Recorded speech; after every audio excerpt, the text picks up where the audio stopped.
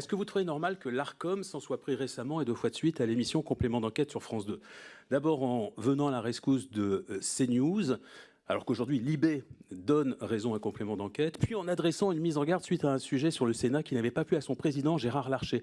D'ailleurs, est-ce que vous trouvez normal que le président du Sénat, qui nomme 3 membres de l'Arcom, intervienne pour faire sanctionner une émission de France Télé? Deuxièmement, est-ce que vous trouvez normal que la chaîne Info de France Télé ait embauché des chroniqueurs venus de CNews, chaîne dont vous dites vous-même qu'elle est d'extrême droite? Troisièmement, est-ce que vous trouvez normal d'avoir nommé à la tête du plus gros JT de la télévision publique la compagne d'un candidat quasi déclaré à l'élection présidentielle?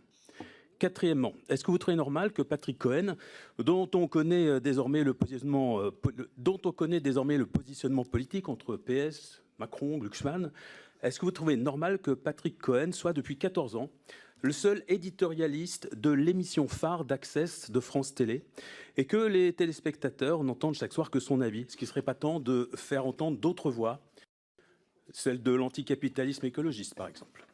Cinquièmement, est-ce que vous trouvez normal qu'une autre éditorialiste vedette de France Télé, Nathalie Saint-Cric, par ailleurs directrice des rédactions nationales de France Télé, affirme sur France Info TV que les musulmans sont antisémites?